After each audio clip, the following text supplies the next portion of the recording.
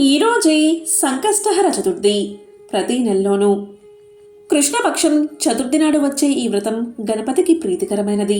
ఈ చతుర్థి రోజున వినాయకుణ్ణి భక్తి శ్రద్ధలతో పూజిస్తే జీవితంలో ఎదురయ్యే ఆటంకాలు, కష్టాలు వెంటనే తొలగిపోయి మంచి రోజులు ప్రారంభమవుతాయి. ఈ వ్రతానికి ఉన్న అపార శక్తిని అనుభవించడానికి ఒక్కసారి ఆచరించి చూడండి. మంచి మార్పును ఖచ్చితంగా చూస్తారు. వినాయకుణ్ణి పూజించిన వారికి ఆయురారోగ్యాలు, అష్టైశ్వర్యాలు సులభంగా ప్రసాదిస్తానని స్వయంగా గణపతి వరమిచ్చాడని ఒక నమ్మకం. ఈ సంకష్ట చతుర్థి వ్రత మహత్యాన్ని తెలిపే ఈ కథలను విన్నా, చదివినా, చెప్పినా, వినిపించినా జన్మల పాపాలు తొలగి కోటి జన్మల పుణ్యం వస్తుంది. అన్ని ఆటంకాలు తొలగి ప్రతి పనిలోనూ మీదే విజయం కలుగుతుంది. మరి ఆ కథలేంటో ఇప్పుడు ఈ వీడియోలో తెలుసుకుందాం. తనొకనాడు ఇంద్రుడు తన విమానంలో ఇంద్రలోకానికి వెళ్తూ ఉండగా అనేక పాపాలు చేసిన ఒకానొక వ్యక్తి ఆకాశంలో పయనించి ఆ విమానం పైన దృష్టి సారించాడు. అతని దృష్టి సోకగానే ఆ విమానం చటుక్కున భూమిపై అర్ధాంతరంగా ఆగిపోవడం జరిగింది. ఆ ఇంద్ర విమానం యొక్క అద్భుతమైన వెలుగుకి ఆశ్చర్యపోయిన ఆ దేశపు రాజు సూరసేనుడు గబగబా బయటకు వచ్చి ఆ అద్భుతానికి ఆశ్చర్యపోతూ తిలకించసాగాడు. ఇంద్రుని చూసి ఎంతో సంతోషానికి లోనైన మహారాజు ఆనందంతో నమస్కారం చేశాడు. అక్కడ విమానం ఎందుకు ఆపారో కారణం అడిగాడు. అప్పుడు ఇంద్రుడు, ఓ రాజా, మీ రాజ్యంలో పాపాలు అధికంగా చేసిన వ్యక్తి ఎవరిదో దృష్టి సోకి విమానం మార్గమధ్యలో అర్ధాంతరంగా ఆగింది అని చెప్పాడు. అప్పుడు ఆ రాజు, అయ్యా, మరి మళ్లీ ఆగిపోయిన విమానం ఎలా బయలుదేరుతుంది అని అడగ్గా అప్పుడు ఇంద్రుడు ఇలా చెప్పాడు. ఇవాళ పంచమి, నిన్న చతుర్థి. నిన్నటి రోజున సాయంత్రం వరకు ఎవరైతే ఉపవాసం చేసి సంకష్టహర గణేశ వ్రతాన్ని చేస్తారో వారి పుణ్యఫలాన్ని నాకిస్తే నా విమానం తిరిగి బయలుదేరుతుంది అని చెప్పాడు. అదేవిధంగా సంకష్టహర చతుర్థి వ్రతం యొక్క మహత్యాన్ని తెలిపే కథలను ఇలా చెప్పడం ప్రారంభించాడు ఇంద్రుడు. పూర్వకాలంలో కృతవీర్యుడు అనే మహారాజు ఉండేవాడు. ఆ మహారాజు తన తండ్రి బ్రహ్మ ద్వారా తెలుసుకున్న సంకష్ట చతుర్థి వ్రతాన్ని తనకు కల్లో ఉపదేశించాక ఎంతో శ్రద్ధగా ఆ వ్రతాన్ని ఆచరించడమే కాకుండా ఏకాక్షర మంత్రాన్ని కూడా శ్రద్ధగా ఉపాసించాడు. కృతవీర్యుడి భక్తి ప్రపత్తులకు మెచ్చిన గజాననుడు ప్రత్యక్షమై అతనికి సంతాన భాగ్యాన్ని ప్రసాదించాడు. ఒక శుభముహూర్తంలో కృతవీర్యుడి భార్య గర్భాన్ని ధరించింది. 9 మాసాలు నిండాక ఒక పుత్రుణ్ణి ప్రసవించింది. అయితే ప్రారబ్ధవశాత్తు ఆ పిల్లవాడు 2 అందమైన తలలతో, చేతులు, కాళ్ళు సరిగ్గా లేని వికృతమైన శరీరంతో జన్మించాడు. అలాంటి శిశువును చూసి మహారాణి ఎంతో కుమిలిపోయింది. అయ్యో, ఏ జన్మలో ఏ పాపం చేశానో కదా ఈనాడు నాకు ఇలాంటి వికారమైన పుత్రుడు జన్మించాడు. ఆ గజాననుడి వ్రతం చేసినా ఆయనకి మా మీద జాలి కలగలేదా? ఇలాంటి వాణ్ణి కనడం కన్నా గొడ్రాలిగా ఉండడమే మంచిది కదా. విప్రుల ఆశీర్వచనాలన్నీ అసత్యాలేనా? ఇక నేనేం చెయ్యాలి? ఈ పిల్లవాణ్ణి ఎలా పెంచాలి అని దీనంగా దుఃఖించసాగింది. రాణి ఏడుపు విని మందిరంలోకి వచ్చాడు కృతవీర్యుడు. అక్కడ రాణి పొత్తిళ్లలో వికారంగా జన్మించిన పుత్రుణ్ణి చూశాడు. ఆయన హృదయం కూడా ఎంతో చలించిపోయింది. 2 చేతులు పైకెత్తి, ఓ గణనాథ, ఇదేనా నీ భక్తుడికి నీవిచ్చే వరం? నిన్ను ఒక్కసారి స్మరిస్తేనే సకల పాపాలు తొలగిపోతాయి అంటారే. మరి నేను ఎంతో శ్రద్ధాభక్తులతో నిన్ను ఆరాధించాను కదా. నేనేం పాపం చేశాను స్వామి? ఇన్నాళ్ళు సంతానం కోసం ఎదురు చూసినందుకు ఇదా ఫలితం అని విలిపించాడు. అప్పుడు మంత్రులు, పురోహితులు అక్కడికొచ్చి కృతవీర్యుణ్ణి, అతడి భార్యని ఓదారుస్తూ ఇలా పలికారు. మహారాజా, కర్మగతిని ఎవరూ తప్పించలేరు. లోకంలో శ్రీరాముడు, ధర్మరాజు లాంటి వాళ్లే ఎన్నో కష్టాలు పడ్డారు. ఇక మానవులమైన మనమెంత? మీరిలా ఎంత బాధపడ్డా మీ కుమారుడికి పూర్తి అవయవాలు వస్తాయా? ఏదైనా కాలానుగుణంగా ప్రాప్తించాల్సినవే అని హితబోధ చేశారు వారు. వారి మాటలతో కృతవీర్యుడు కొంత శాంతించాడు.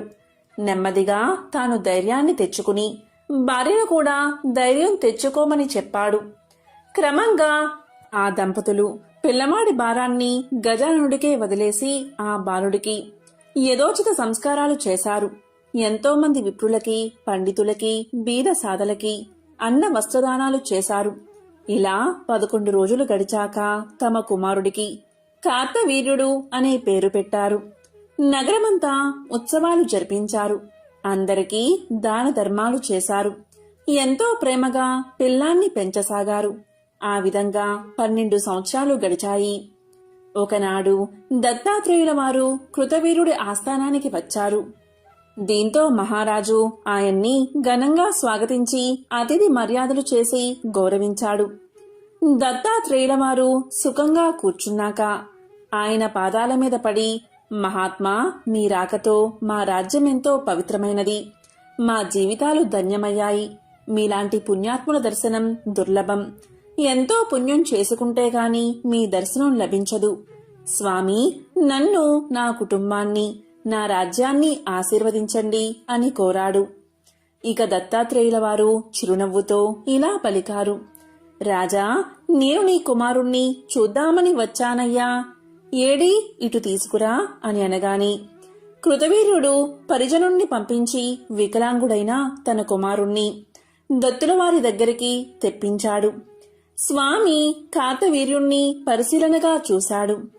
అప్పుడు కృతవీర్యుడు, మహానుభావా, నేనెంతో తపించి గణేశుణ్ణి ఆరాధించి ఆయన మంత్రాన్ని కఠోర దీక్షతో ఆచరించాను. ఆ ప్రభువుకి నా మీద దయ కలగలేదో ఏమో, ఇలాంటి అంగవికలుడైన పుత్రుణ్ణి ప్రసాదించాడు. నా దురదృష్టం గురించి ఇంకేం చెప్పను. నాలాంటి అభాగ్యుడు లోకంలో ఇంకెవడూ ఉండడు. దయచేసి నా కుమారుడి అంగవైకల్యం తొలగిపోయే దారి చూపించండి స్వామి. జన్మ జన్మలకి మీకు రుణపడి ఉంటా అని దీనంగా ప్రార్థించాడు. అప్పుడు దత్తాత్రేయుల వారు ఇలా పలికారు. మహారాజా, నీవేం బాధపడకు. ఇప్పుడే నీ కుమారుడి గురించి, అతడి భవిష్యత్తు గురించి ధ్యానంలో చూశాను. నీ పుత్రుడు సామాన్యుడు కాదు. అసమాన పరాక్రమవంతుడుగా ఈ విశ్వంలో ఎంతో పేరు తెచ్చుకుంటాడు. లోకంలో ఉన్న రాజులందరినీ ఓడించి భూమండలానికి సార్వభౌముడు అవుతాడు. ఇక నీ కుమారుడికి అంగవైకల్యం ఎందుకు కలిగింది అంటే, ఆనాడు సంతానం కోరి నీవు సంకష్ట చతుర్థి వ్రతాన్ని ఆచరించే సమయంలో రాత్రిపూట చెయ్యాల్సిన జాగరణ విషయంలో కొంత అశ్రద్ధ చూపావు. శుద్ధ ఆచమనం లాంటి కొన్ని నియమాలను అస్సలు నువ్వు పాటించలేదు. దాంతో వ్రతానికి లోపం కలిగింది. అందుకే నీకిలా అంగవిహీనమైన పుత్రుడు జన్మించాడు అని చెప్పి కృతవీర్యుడి కుమారుణ్ణి దగ్గరకు తీసుకుని అతని చెవిలో సాంగోపాగంగా గణపతి ఏకాక్షర బీజమంత్రాన్ని ఉపదేశించాడు దత్తాత్రేయుడు. నాయనా కార్తవీర్య, నేను ఉపదేశించిన ఈ దివ్య మంత్రాన్ని భక్తిగా ఉపాసించు. ఈ విధంగా ఏకభుక్తంతో 12 సంవత్సరాలు తపస్సు చేస్తే భక్తవరదుడైన గణేశుడు నీకు సాక్షాత్కరిస్తాడు. ఆ మహాదేవుడి దివ్య దృష్టి నీ మీద పడితే చాలు, నీ వికార ఆకారం పోయి దివ్య శరీరాన్ని పొందుతావు అని ఆశీర్వదించి రాజు దగ్గర వీడ్కోలు తీసుకుని వెళ్లిపోయాడు దత్తాత్రేయుడు. కార్తవీర్యుడు తండ్రి దగ్గరకు వెళ్లి, నాన్నగారు, దత్తాత్రేయుల వారు చెప్పినట్టే నేను గజానుడి కోసం తపస్సు చేస్తాను. అందుకు అవసరమైన ఏర్పాట్లు చెయ్యండి అని కోరాడు. అందుకు కృతవీర్యుడు ఎంతో సంతోషించి సమీపంలో ఉన్న అరణ్యంలో ఒక చక్కని ప్రదేశంలో ప్రశాంతమైన ఆశ్రమాన్ని నిర్మింపచేశాడు. తపస్సు నిర్విఘ్నంగా చేసుకోవడానికి తగిన ఏర్పాట్లు చేసి సేవకుల ద్వారా తన కుమారుణ్ణి ఆ ఆశ్రమానికి చేర్చాడు. అలా ఆశ్రమం చేరిన కార్తవీర్యుడు ఒక శుభముహూర్తంలో దత్తులవారు ఉపదేశించిన మంత్రాన్ని శ్రద్ధగా ఉపాసించడం ప్రారంభించాడు. కఠోరమైన దీక్షతో కార్తవీర్యుడి తపస్సు సాగిపోతుంది. ఎండకి, వానకి, చలికి చలించకుండా అలాగే గణేశ మంత్రాన్ని ధ్యానిస్తున్నాడు. క్రమంగా 12 సంవత్సరాలు గడిచిపోయాయి. ఒక శుభముహూర్తంలో కార్తవీర్యుడు తపస్సు చేస్తున్న ప్రదేశానికి ఎదురుగా ఉన్న సరోవరం నుంచి ఎర్రటి పగడంలాంటి వర్ణంతో ప్రకాశిస్తూ గజాననుడు ప్రత్యక్షమయ్యాడు. మృదు మధురమైన స్వరంతో ఇలా పలికాడు. నాయనా కార్తవీర్య, నీ కఠోర తపస్సుకి మెచ్చాను. క్రూర మృగాలు సంచరించే ఈ భయంకరమైన అడవిలో ఏమాత్రం భయపడకుండా 12 సంవత్సరాలు దీక్షగా తపస్సు చేశావు. నీకు వరాలు ఇవ్వడానికే వచ్చాను. ఏం కావాలో కోరుకో అన్నాడు గజాననుడు. గజానుడి దివ్యస్వరం ధ్యాననిష్టలో ఉన్న కార్తవీర్యుడికి వినిపించింది. నెమ్మదిగా కళ్ళు తెరిచాడు. ఎదురుగా కనిపించిన గజాననుడి పాదాల మీద పడిపోయాడు. తన కన్నీటితో ఆయన పాదాలు కడిగాడు. దేవాదిదేవా గణనాథ, నీ దివ్య పాద పద్మాల మీద నాకు స్థిరమైన భక్తిని ప్రసాదించు. ఇక నాకు ఏ కోరిక లేదు. అయితే నా వికృత రూపాన్ని చూసి నా తల్లిదండ్రులు ఎంతగానో కుమిలిపోతున్నారు. వారి సంతోషం కోసం నాకు అందరిలాంటి శరీరాన్ని అనుగ్రహించు అని పలికాడు. అతని మాటలకు నవ్వుకున్న గజాననుడు వెంటనే సూక్ష్మ రూపాన్ని ధరించి కార్తవీర్యుడి ఉదరంలోకి ప్రవేశించాడు. అలా స్వామి ప్రవేశించిన వెంటనే కార్తవీర్యుడికి అంగవైకల్యం తొలగిపోయి దివ్య దేహం ప్రాప్తించింది. నవయువకుడిలా మారిపోయాడు. 2 చేతుల స్థానంలో 1000 చేతులు వచ్చాయి. ధీరుడిగా నిలబడ్డ ఆ కార్తవీర్యుణ్ణి చూసి దేవతలంతా ఆశ్చర్యపోయి పూలమాల కురిపించారు. ఆ విధంగా గణేశ వర ప్రభావంతో మహాబలవంతుడైన కార్తవీర్యుడు ఉత్సాహంతో దిక్కులన్నీ అదిరిపోయేలా ఒక్కసారి సింహనాదం చేశాడు. ఆ ధ్వనికి సమస్త రాజలోకం గడగడలాడిపోయింది. లోకాలన్నీ ఉలిక్కి పడ్డాయి. ఒకేసారి 500 బాణాల్ని ప్రయోగించగల సామర్థ్యం కార్తవీర్యుడికి కలిగింది. కార్తవీర్యుడి సహా బాహువుల్ని దర్శించి ఆశ్చర్యపడిన దేవతలంతా కిందకి దిగి గణేశ వరప్రసాదుడైన అతనితో ఇలా పలికారు. కార్తవీర్య, నీవెంతో గొప్పవాడివి. నీకెక్కడా తిరుగులేదు. నిన్ను స్మరిస్తే చాలు పోయిన వస్తువులు, ద్రవ్యం తిరిగి దొరుకుతాయి. సకల లోకవాసుల బాధల్ని తొలగించగలిగే సామర్థ్యం నీకు లభిస్తుంది. ఈ కల్పాంతం వరకు నీవు జీవిస్తావు అని దీవించి తిరిగి వెళ్లిపోయారు దేవతలు. ఇక కార్తవీర్యుడి ప్రతిభా విశేషాలు భూలోకంలో ఉన్న రాజులందరికీ తెలిసింది. అందరూ తమంత తామే ఆయన దగ్గరకు వచ్చి సామంతులుగా ప్రకటించుకున్నారు. ఎన్నో విలువైన కానుకలు సమర్పించారు. తరువాత కార్తవీర్యుడు తన దగ్గర పోగైన సంపదతో తాను తపస్సు చేసిన ప్రాంతంలో అందమైన గణపతి విగ్రహాన్ని ప్రతిష్ఠించాడు.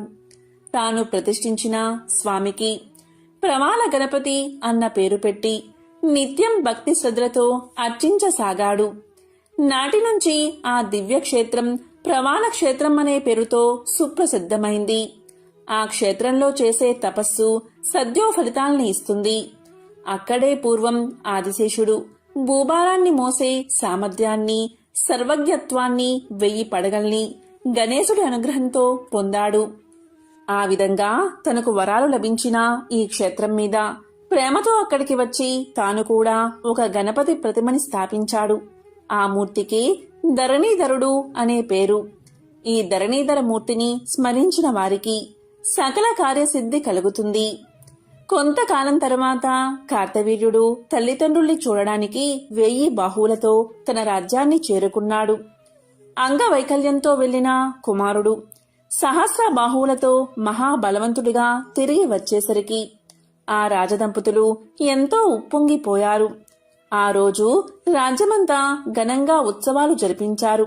అడిగిన వారికి, అడగని వారికి విరివిగా దానాలు చేశారు. వారి ఆనందానికి అవధులు లేకుండా పోయాయి. తమకింత భాగ్యాన్ని ప్రసాదించిన దత్తాత్రేయుల వారికి, గజానుడికి హృదయపూర్వకంగా మనసులోని కృతజ్ఞతలు తెలుపుకున్నారు. రాజ్యంలో ఉన్న వేద పండితులు, పురోహితులందరూ విచ్చేసి కార్తవీర్యుణ్ణి, అతడి తల్లిదండ్రుల్ని సమంత్రకంగా ఆశీర్వదించారు. ఈ విధంగా ఇంద్రుడు సురసేన మహారాజుతో ఇలా అన్నాడు. సురసేన మహారాజా, విన్నావు కదా సంకష్టహర చతుర్థి మహిమ ఎంత గొప్పదో.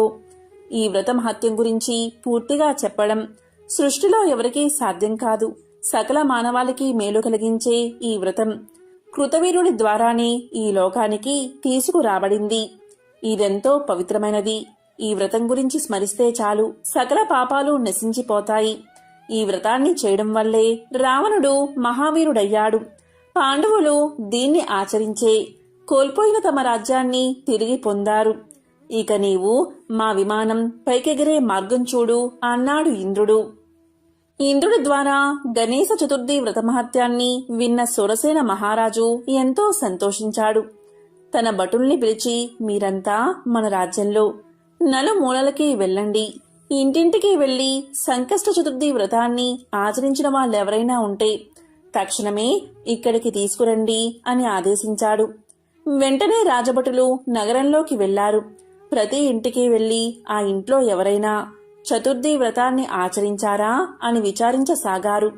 ఆ విధంగా తిరుగుతూ ఉన్న వారి కళ్ళకి ఒక ఇంటి దగ్గర దివ్య విమానం ఆగి కనిపించింది. అది చూసి ఆశ్చర్యపోయి ఆ ఇంటి దగ్గరకు వెళ్లారు రాజభటులు. ఆ ఇంట్లో వాళ్లంతా కుష్టు వ్యాధితో పీడింపబడుతూ గాయాల నుంచి రసికారుతూ ఉన్న ఒక చండాలి స్త్రీ వారికి కనిపించింది. ఆ స్త్రీని తీసుకువెళ్లడానికే ఆ దివ్య విమానం వచ్చింది అన్న విషయాన్ని విమానం నుంచి దిగిన గణేశ దూతలు రాజభటులకు చెప్పారు. రాజభటులకి ఈ వింత ఏమిటో అర్థం కాలేదు.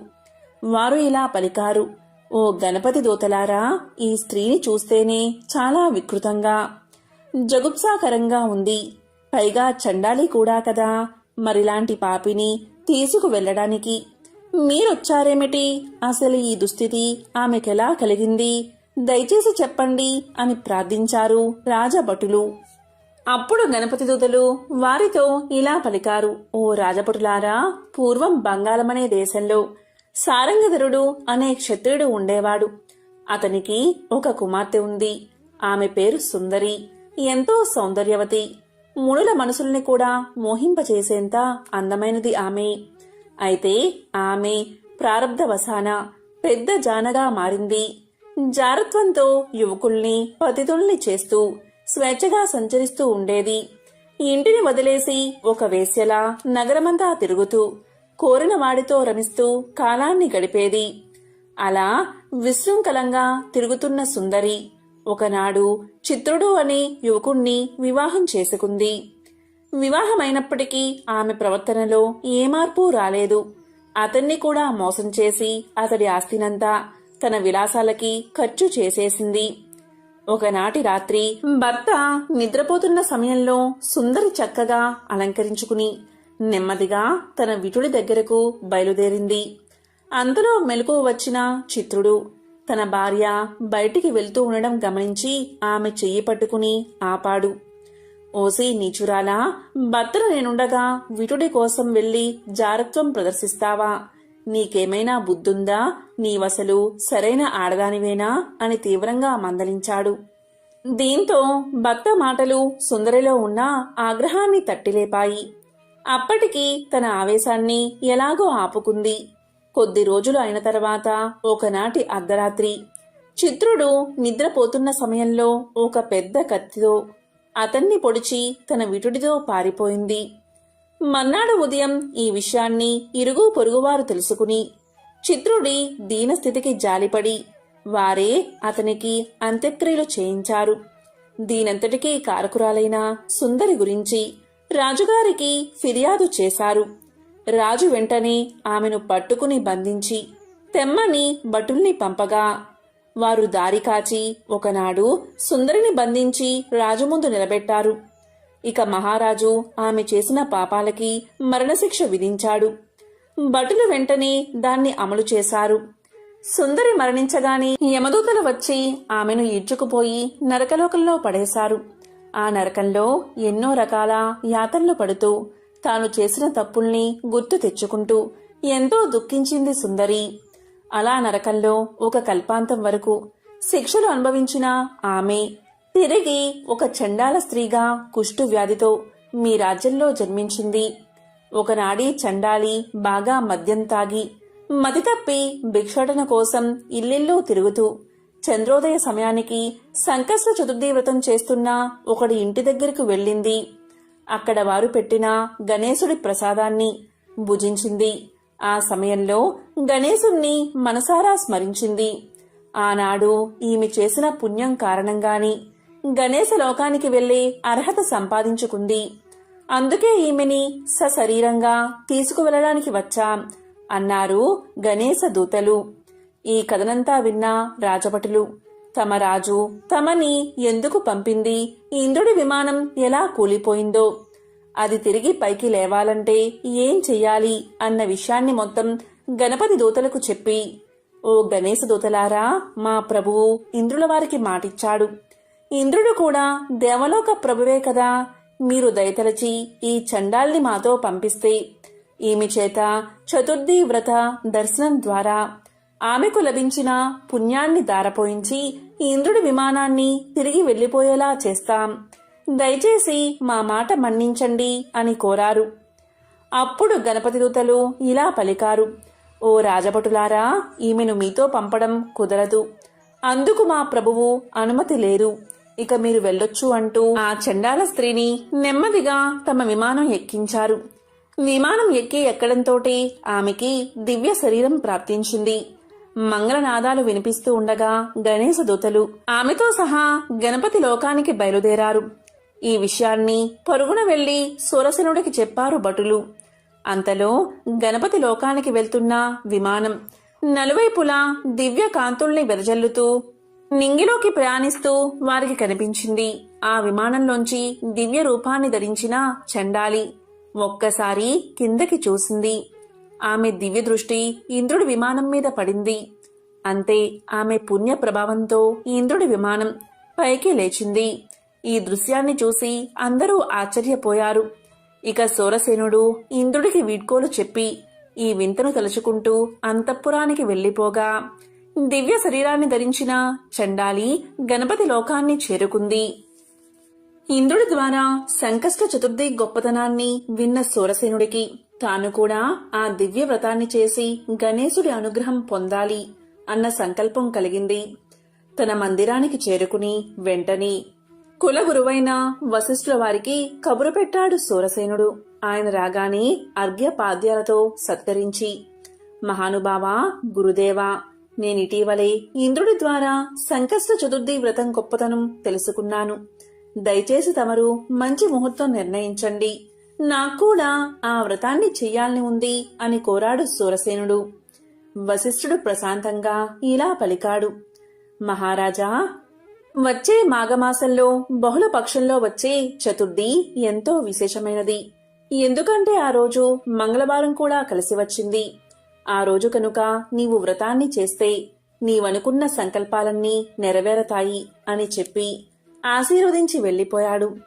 ఇక సూరసేనుడు వశిష్ఠుడు చెప్పినట్లుగానే మాఘమాస కృష్ణపక్ష అంగారక చతుర్థి నాడు సకల సంబారాలతో అత్యంత వైభవంగా సంకష్టహర చతుర్థి వ్రతాన్ని ఆచరించాడు. వ్రతం తర్వాత యథావిధిగా విప్రులకి భోజ తాంబూలాల్ని దక్షిణ్ణి సమర్పించి వారిద్దరినీ సంతృప్తిపరిచాడు. గణపతికి చంద్రుడికి అర్ఘ్యాలు ఇచ్చి విప్రులందరి భోజనాలు ముగిశాక తాను బంధుమిత్రులతో కలిసి భోజనం చేశాడు. ఆ సందర్భంగా 10,000 గోవుల్ని దానం చేశాడు. ఆ రాత్రంతా వినాయక వ్రత కథల్ని, చతుర్థి వ్రత మహత్యం గురించి వింటూ తెల్లవారు గణేశ భజనతో జాగారం చేశాడు. మర్నాడు ఉదయం యథావిధిగా గణపతికి షోడశోపచార పూజ చేసి తాను పూజించిన బంగారు గణపతి ప్రతిమని ఎర్రటి పట్టు వస్త్రంతో సహా కులగురువైన వశిష్ఠుల వారికి వాయనం ఇచ్చాడు. ఈ విధంగా శాస్త్రోక్తంగా వ్రతాన్ని ఆచరించడంతో గణపతి సంతోషించి అతని కోసం దివ్య విమానాన్ని పంపించాడు. విమానం సరాసరి వచ్చి సూరసేనుడి ముందు ఆగింది. అందులోంచి దిగిన గణపతి దూతలు, సూరసేన, నీ పుణ్యం ఫలించింది. గజాననుడు నిన్ను సశరీరంగా తన దగ్గరకు తీసుకురమ్మని మమ్మల్ని పంపించాడు అని అన్నారు. వారి మాటలు వినగానే సూరసేనుడికి ఆనందంతో నోట మాట రాలేదు. గణేశుడి అనుగ్రహానికి మురిసిపోయాడు. ఓ గణనాథ దూతలారా, ఈ రోజు నా జన్మ ధన్యమైనది. సకల దేవతలతో ఆరాధించబడే గజాననుడు నా కోసం విమానం పంపించాడు అంటే నేనెంత ధన్యున్నో కదా. అయ్యా, నాదొక చిన్న విన్నపం. నా ప్రజలు నాకు కన్న బిడ్డల్లాంటి వాళ్ళు. వాళ్ళు కూడా నన్ను కన్నతండ్రిలా భావిస్తారు. నాకేదైనా చిన్న కష్టం వస్తే తల్లడిల్లిపోతారు. నా కోసం నిద్రాహారాలు మాని ఉపవాసం ఉంటారు. అలాంటి నా ప్రజల్ని వదిలేసి నేనొక్కడ్నే మీతో రావడం ధర్మం కాదు. దయచేసి వారిని కూడా నాతో వచ్చేందుకు అనుమతించండి అని కోరాడు శూరసేన మహారాజు. శూరసేన, మా ప్రభువు నిన్ను మాత్రమే తీసుకురమ్మన్నాడు. అయితే నీవింత నిస్వార్థంగా ప్రజాక్షేమం కోసం అడుగుతున్నావు కనుక కాదనలేకపోతున్నా. మా ప్రభువు ఆగ్రహిస్తే సహిస్తామని చెప్పి అతనితో పాటు రాజ్యంలోని ప్రజల్ని కూడా విమానం ఎక్కించారు. అది సామాన్యమైన విమానం కాదు. ఎంతమంది ఎక్కినా మరొకరికి చోటు సరిపోయే దివ్య విమానం. గణపతిలోక విమానాన్ని ఎక్కగానే అందరికీ దివ్య శరీరాలు వచ్చేశాయి.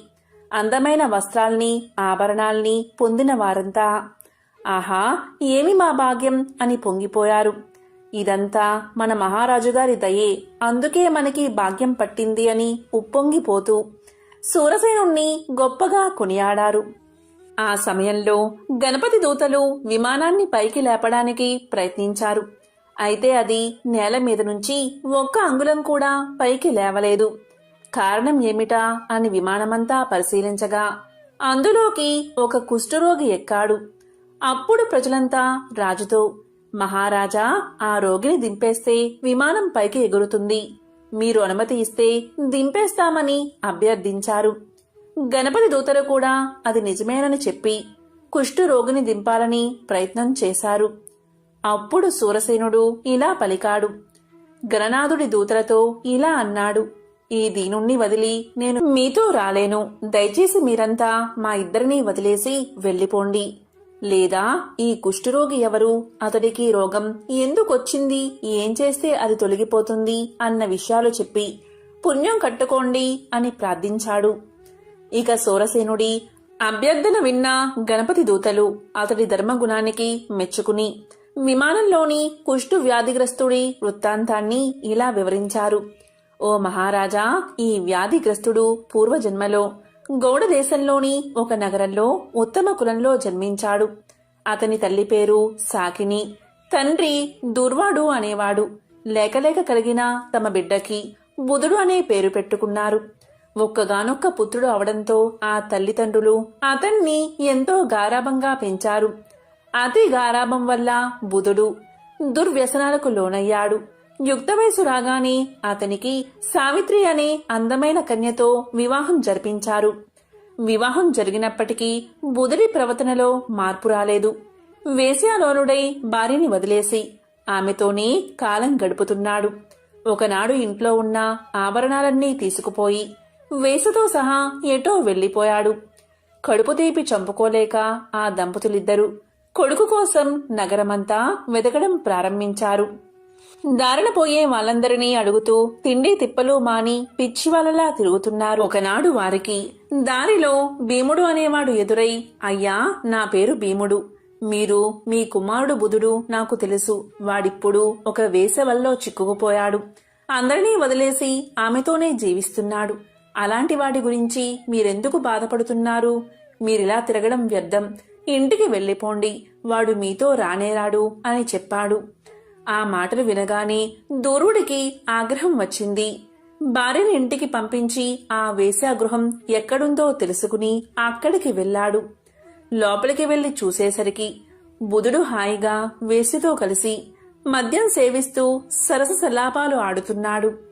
ఇక ఆవేశం ఆపుకోలేని దూర్వుడు, ఓరి దుష్టుడా, ఎంతో అల్లారు ముద్దుగా పెంచామే, మంచి పిల్లతో నీకు వివాహం కూడా చేశామే, నీకిదేం పాడుబుద్ధిరా, ఎందుకురా మమ్మల్నిలా క్షోభ పెడతావు, నీ పాపానికి ప్రాయచిత్తమే లేదు అంటూ శాపనార్థాలు పెట్టాడు. తండ్రి శాపనార్థాలు విన్నా బుధుడికి చిర్రెత్తుకొచ్చింది. తాగిన మైకల్లో వెనక ముందు చూడకుండా అక్కడున్న దుడ్డు కర్రను తీసి తండ్రి తలమీద గట్టిగా బాదాడు. ఆ దెబ్బకి దూర్వుడు రక్తం కక్కుకుని అక్కడికక్కడే ప్రాణాలు వదిలాడు. చచ్చిన తండ్రి శవాన్ని తీసుకువెళ్లి పక్కన ఉన్న కాలువలో పడేసి తిరిగి యథాప్రకారం వేసుతో రమించాడు. మర్నాడు ఉదయం కూడా బాగా తాగి అదే మత్తులో తన ఇంటికి వెళ్లాడు. అక్కడ తల్లి నిద్రపోతూ కనిపించింది. పశువులా మారిన బుధుడు కన్న తల్లిని కూడా చూడకుండా ఆమె నోట్లో గుడ్డలు కుక్కి కర్రతో కుట్టి చంపేశాడు. ఆమె శవాన్ని ఇంటి వెనుకన ఉన్న పొదలో పడేసి ఏమీ తెలియనట్లు వెళ్లిపోయాడు. ఆ మర్నాడు విషయం తెలుసుకున్న ఇరుగు పొరుగు వాళ్ళు వాళ్ళిద్దరి శవాలకి తామే దగ్గరుండి అంత్యక్రియలు నిర్వహించారు. ఇంత దుర్మార్గానికి ముడిగట్టిన బుధుడు ఏమీ తెలియని వాడిలా పక్క గ్రామంలో పుట్టింట్లో ఉన్న భార్య దగ్గరకు వెళ్లాడు. రాకరాక వచ్చిన భర్తను చూసి మురిసిపోయిన ఆ ఇల్లాలు అతన్ని చాలా గౌరవించింది. అతడు స్నానం చేసి వచ్చాక చక్కగా అన్నం వండిపెట్టింది. పాపాత్ముడైన బుధుడు ఎలాంటి చింత లేకుండా హాయిగా తిన్నాడు. ఆ రోజు రాత్రి బుధుడు ప్రశాంతంగా కూర్చున్నప్పుడు దగ్గరకు చేరి సపర్యలు చేస్తూ, నాదా, ఇకైనా మీరు మంచి మార్గాన్ని అనుసరించండి. మీరిలా ఇల్లొదిలి వేశ్యా వాటికలకి వెళ్తే వాళ్ళెంత బాధపడుతున్నారో తెలుసా? ఇరుగు పొరుగు వాళ్ళు నన్ను సూటిపోటి మాటలంటుంటే నేను తట్టుకోలేక ఇలా నా పుట్టింటికి వచ్చేసా. ఏదైనా కష్టపడి సంపాదించుకుంటే వచ్చే గౌరవం ఇలా మద్యానికి బానిసై తిరిగితే రాదు. దయచేసి నా మాట వినండి. ఇంటి పట్టునే ఉండండి. మా తల్లిదండ్రులు తీర్థయాత్రలకు వెళ్లారు. ఇక్కడ నేనొక్కదాన్నే ఉన్నాను. మీరు కూడా నాకు తోడుగా ఉండిపోండి. వారు తిరిగి వచ్చాక ఇద్దరం మీ ఇంటికి వెళ్దాం అని హితబోధ చేసింది.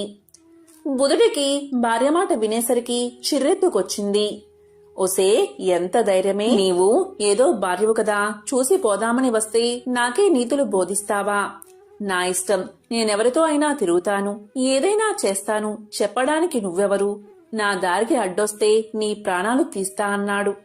భర్త మాటలు విని సహనం చచ్చిన సుందరి తిరిగి ఆవేశంగా, మీరింతే, ఎంత చెప్పినా మారరు. కన్న తల్లిదండ్రులంటేనే మీకు లెక్కలేదు. ఇక నా మాటేం వింటారు అని పలికింది. ఇలా తనని ఎదిరించేసరికి బుధుడికి ఆగ్రహం వచ్చింది. వెంటనే ఆమెని పీక పిసికి చంపేశాడు. శవాన్ని యథాప్రకారం ఇంటి పక్కన ఉన్న పొదల్లో పారేసి వెళ్లి తిరిగి వేసే ఇంటికి వెళ్లిపోయాడు. ఇలా పరమ దుర్మార్గుడైన బుధుడు వేసతో కలిసి ఎలాంటి పాపభీతి లేకుండా కాలం గడుపుతున్నాడు. కర్మకాలివాడు ఒకరోజు సమీపంలోని అడవికి వెళ్లాడు. అక్కడ కాలనాభుడు అనే మహర్షి ఆశ్రమం కనిపించింది. లోపలికి వెళ్లిన బుధుడికి అక్కడ పూలు కోసుకుంటున్న ఋషిపత్ని కనిపించింది. ఆ సమయంలో అనుష్ఠానం కోసం కాలనాభుడు పక్కనే ఉన్న నదీ తీరానికి వెళ్లాడు. బుధుడు చుట్టూ చూశాడు. ఎవరూ లేరు. అదే సమయమని గ్రహించి ఋషిపత్నిని బలాత్కారం చేశాడు. బుధుడి చేతిలో మానం కోల్పోయిన ఋషిపత్ని శారీరకంగా వాణ్ణి ఏమీ చెయ్యలేక ఎంతో కోపంతో, ఓరి త్రాష్టుడా, కామంతో కళ్ళు మూసుకుపోయి నా జీవితాన్ని నాశనం చేశావు. ఈ పాప ఫలితంగా వచ్చే జన్మలో నువ్వు కుష్ఠిరోగిగా జన్మించుగాక అని శపించింది.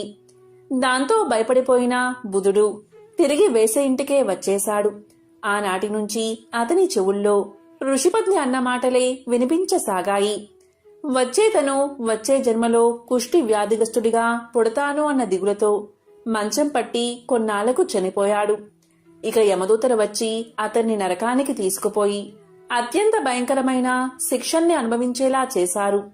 అక్కడొక కల్పం పాటు నానాయాతలు అనుభవించి ఈ జన్మలో ఇదిగో ఇలా కుష్ఠవ్యాధిగ్రస్తుడిగా జన్మించాడు అని పలికారు గణేశ దూతలు.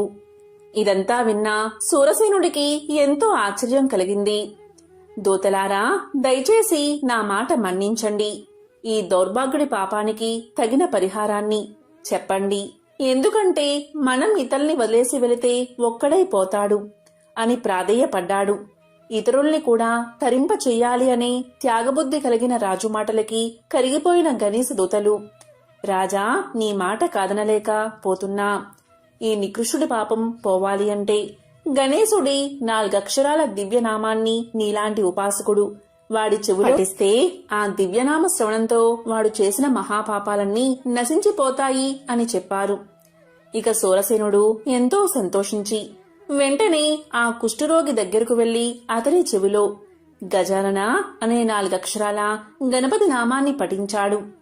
మహిమాన్వితమైన గజానన నామం వినగాని ఆ కుష్ఠరోగి చేసిన పాపాలన్నీ నశించిపోయాయి.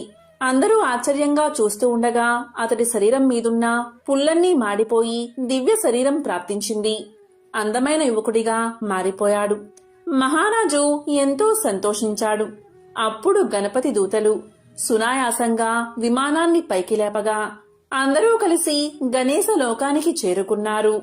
ప్రళయకాలంలో శ్రీ మహావిష్ణువు నాభి నుంచి వచ్చిన తామర పువ్వుపై బ్రహ్మ అవతరించాడు. ప్రళయం అనంతరం విష్ణువు మేల్కొని జీవన సృష్టి కార్యకలాపాన్ని ప్రారంభించమని తన కొడుకైన బ్రహ్మను ఆదేశించాడు. బ్రహ్మ సృష్టి ఆరంభించాడు, కాని అంతా వక్రంగా ఉంది. అప్పటికి ఎన్నో కల్పాలలో సృష్టి చేస్తూ వస్తున్న బ్రహ్మకు ఈ పరిణామం ఆశ్చర్యాన్ని కలిగించింది. ఆలోచనలో పడ్డాడు బ్రహ్మ. అప్పుడు నారదుడు కార్యక్రమం ఆరంభానికి ముందు వినాయక పూజ చేయనందువల్లే ఈ వైకల్పికం వచ్చిందని గణేశ అర్చనం చేయమని బ్రహ్మకు బోధించాడు. ఇక బ్రహ్మ వినాయకుడి కోసం కఠోర తపస్సు చేశాడు. ప్రత్యక్షమైన వినాయకుడు బ్రహ్మ ఆంతర్యాన్ని గ్రహించి జ్ఞానం, క్రియలు అనే శక్తులను ఉపాసించమని బోధించాడు. బ్రహ్మ ఆ ఉపాసన చేశాడు. అప్పుడు ఆ రెండు శక్తులు సిద్ధి, బుద్ధి అనే రూపాలతో ప్రత్యక్షం అయ్యాయి. బ్రహ్మ కోరిక మేరకు వారిరువురు ఆయన కుమార్తెలుగా జన్మించారు. ఆ తరువాత బ్రహ్మ చేసిన సృష్టి సక్రమంగా కొనసాగింది. సిద్ధి, బుద్ధులు యవ్వనవతులు అయ్యారు. వారి వివాహం చెయ్యాలని బ్రహ్మ సంకల్పించాడు. ఈలోగా నారదుడు కథ నడిపి సిద్ధి, బుద్ధులు గణేశుణ్ణి కోరుతున్నారని ఆయనకు చెప్పాడు. వినాయకుడు అంగీకరించాడు. తరువాత గణేశుడు మిమ్మల్ని కోరుతున్నాడు అని సిద్ధి, బుద్ధులకు చెప్పాడు. ఇలా బ్రహ్మ సమక్షంలో వినాయకుడి పెళ్లి జరిగింది. నూతన వధూవరులను ఆశీర్వదించి నారదుడు వినాయకుడి వైపు ఆశ్చర్యంగా చూశాడు. అతని ఆంతర్యాన్ని గ్రహించిన వినాయకుడు, నారదా, మా మధ్య కలహం వస్తుందని నీవు భావించావు. ఈ సిద్ధి, బుద్ధి ఎవరో కాదు, నా ఆంతరంగిక శక్తులైన జ్ఞానము, క్రియ. అందుకే మేము మళ్లీ ఒకటయ్యాం. నీ కలహ చింతన లోకోపకారమైంది. భవిష్యత్ మానవుడు సిద్ధి, బుద్ధి సమేతుడైన నన్ను ఆరాధిస్తే వారికి సమస్త విజ్ఞాలు తొలగి సుఖశాంతులు కలుగుతాయని చెప్పాడు వినాయకుడు. మీరు ఎన్నడైనా వినాయకుడి పెళ్లి గురించి విన్నారా? వినాయకుడి తమ్ముడు సుబ్రహ్మణ్యం చాలా అందంగా ఉంటాడు. అన్న కంటే ముందు తమ్ముడి పెళ్లే కుదిరింది. అంగరంగ వైభోగంగా జరిగింది పెళ్లి. ఎక్కడెక్కడో దేవతలో సుబ్రహ్మణ్యుడి పెళ్లికి విచ్చేశారు. దాన్ని చూసిన తర్వాత వినాయకుడికి అనిపించింది తనకు పెళ్ళైతే బావుంటుంది కదా అని. పెళ్లి హడావుడి తగ్గే వరకు ఆగి తరువాత అమ్మ పార్వతి ఖాళీగా కూర్చున్నప్పుడు ఆమె దగ్గరకు వెళ్లి నిలబడ్డాడు వినాయకుడు. ఇలా పలికాడు, అమ్మా, తమ్ముడి పెళ్లి చేశావు కదా, మరి నా పెళ్లి ఎప్పుడు చేస్తావు అని అడిగేశాడు. దీనికి పార్వతీదేవి దిగాలుగా తన ముద్దుల పెద్ద కొడుకు వైపు చూసింది. లోలోపలే బాధపడింది. చిన్నవాడు సుబ్రహ్మణ్యుడేమో ఎంతో అందంగా ఉంటాడాయే, దాంతో వాళ్లు పిలిచి పిల్లను ఇచ్చారు. మరి నువ్వేమో ఏనుగు తలతో పొడవాటి తొండంతో ఉంటివాయే. పోనీలే అంటే మేం ఎంత చెప్పినా వినక అందరూ పెట్టిన కుడుములు, ఉండ్రాళ్ళు, వడపప్పు తిని తిని అందరూ పోసిన పానకం తాగి తాగి బొజ్జ పెంచావాయే. నీకు పిల్లనిస్తామని ఇప్పుడు ఎవరు ముందుకు రావట్లేదు కదా నాన్నా అని మనసులోనే బాధపడింది. అయినా ఈ సంగతి పిల్లవాడికి ఎలా చెబుతుంది? చిన్న బుచ్చుకుంటాడు కదా. అందుకని పైకి ఏమంది అంటే, బాబూ, నువ్వెళ్ళి పెళ్లి కూతురి కోసం ఒక కొత్త కోక, మంగళసూత్రాలు పట్టుకురా నాయనా, నేనేమో ఈలోగా పిల్లను చూస్తాను అని బుజ్జగించి పంపేసి ఊపిరి పీల్చుకుంది. అమ్మయ్యా, ఇప్పటికైతే సమస్య తప్పింది అనుకుంటూ. అయితే వినాయకుడికి ఇదేమీ తెలియదు కదా. వెంటనే ఆనందంగా తన ఎలుక వాహనమెక్కి భూలోకానికి వచ్చేశాడు. వచ్చి అలసిపోయి ఒక చెట్టు కిందున్న అరుగు మీద కూర్చున్నాడు. ఆ అరుగు చుట్టూతా ఏవేవో గింజలు పడి ఉన్నాయట. ఆ సమయంలో అక్కడి గింజలు ఏరుకు తినేందుకు అక్కడికి ఒక కోడిపుంజు వచ్చింది. వినాయకుడు దాన్ని చూసి, ఓ కోడిపుంజు, ఒకసారి ఇలారా అని పిలవగానే నన్ను పేరు పెట్టి పిలుస్తున్నారు ఎవరా అని దగ్గరకొచ్చింది కోడిపుంజు. చూడగా అక్కడ అరుగు మీద వినాయకుడు కూర్చుని ఉన్నాడు. దాంతో కోడిపుంజు సంతోషంతో ఉబ్బి తబ్బిబ్బైపోతూ గబాల దగ్గరకు వచ్చి రెక్కలు మడిచి నమస్కరిస్తూ, చెప్పండి స్వామి, కులాసానా, నన్ను పిలిచారెందుకు అని అడిగింది. అప్పుడు వినాయకుడు ఇలా అన్నాడు, ఓహో కోడిపుంజు, నీ రెక్కలు ఎంత అందంగా ఉన్నాయి, నీ జుట్టు కిరీటంలాగా ఎంత బావుంది, నువ్వు చెప్పిన పనల్లా చాలా చక్కగా చేస్తావని, సమయపాలన అంటే ఏమిటో నీ నుండే నేర్చుకోవాలని అందరూ చెబుతుంటారు. మరి నువ్వు నాకు ఒక పని చేసి పెడతావా? చకచకా వెళ్ళి నాకో కొత్త కోక తెచ్చిపెట్టు, మా అమ్మ నాకు పెళ్లి చేస్తుందట అన్నాడు. దానికి కోడిపుంజు, అంత పెద్ద స్వామి తన్ను పొగిడాడే అని సంతోషించింది. దానిది ఏముంది స్వామి, ఒక్క నిమిషంలో పెద్ద బజారుకెళ్లి వినాయకుడి పెళ్లికి కొత్త కోక కావాలి అని అడిగి తెచ్చేస్తా స్వామి, ఇక్కడున్నట్లే వచ్చేస్తాను అని వేగంగా వెళ్లిపోయింది కోడి. అంతలో అక్కడ మొలిచి ఉన్న పచ్చగడ్డిని తినేందుకు గొర్రెపోతు ఒకటి అటుగా వచ్చింది. దాన్ని చూసి వినాయకుడు భలే మురిసిపోయాడు. ఈరోజు అన్నీ మంచి శకునాలే, నేను తిరగకుండానే అన్ని పనులు ఎలా అయిపోతున్నాయో చూడు అని సంతోషపడ్డాడు.